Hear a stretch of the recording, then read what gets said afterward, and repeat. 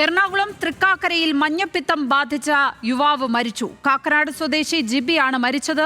പകർച്ചവ്യാധികൾ കൂടുന്ന സാഹചര്യത്തിൽ തൃക്കാക്കരയിൽ മഴക്കാല പൂർവ്വ ശുചീകരണ പ്രവർത്തനങ്ങൾ നടത്തിയില്ല എന്ന ആക്ഷേപവും ഉയരുന്നുണ്ട്.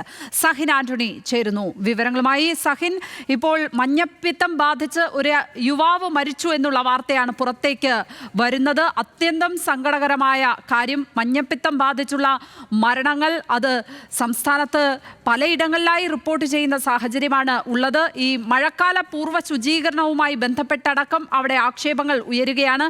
എന്താണ് വസ്തുതകൾ?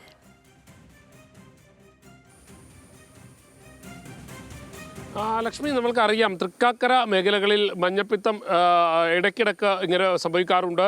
മുൻപ് നമ്മൾക്കറിയാവുന്നത് പോലെ തന്നെ അവിടുത്തെ DLF ഫ്ലാറ്റ് അടക്കമുള്ള ഇടങ്ങളിൽ മഞ്ഞപ്പിത്തം ബാധിച്ച് നിരവധി ആളുകൾ ആശുപത്രിയിൽ പോകേണ്ട ഒരു അവസ്ഥയുണ്ടായിരുന്നു. മാത്രമല്ല മറ്റ് സ്കൂളുകളിലടക്കം മഞ്ഞപ്പിത്തം ബാധിക്കുന്ന ഒരു അവസ്ഥയും ഉണ്ടായിരുന്നു. അത് വീണ്ടും ആവർത്തിച്ചിരിക്കുന്നു എന്നുള്ളതാണ് മനസ്സിലാക്കേണ്ടത്. കാരണം ഇന്ന് കാക്കനാട് സ്വദേശി ബിജു എന്ന് പറയുന്ന യുവാവ് മരണപ്പെട്ടിരിക്കുന്നു. കാക്കനാട് സ്വകാര്യ ആശുപത്രിയിലായിരുന്നു ഇയാളുടെ മരണം. 22ഓളം പേർക്ക് മഞ്ഞപ്പിത്തം അപ്പോൾ തന്നെ ഡെങ്കിപ്പനിയും വ്യാപകമായി പിടിപെട്ടു എന്നുള്ളൊരു വാർത്ത കൂടി പുറത്തു വരുന്നുണ്ട്. എന്തായാലും അവിടുത്തെ വാർഡ് മെമ്പർമാരാണ് ഇത്തരത്തിലുള്ള വിവരങ്ങൾ കൈമാറുന്നത്.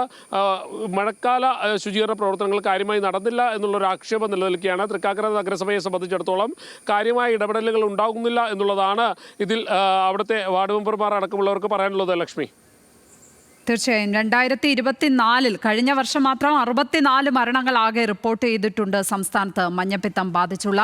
ഇപ്പോഴും മഞ്ഞപ്പിത്ത മരണങ്ങൾ റിപ്പോർട്ട് ചെയ്യപ്പെടുകയാണ്.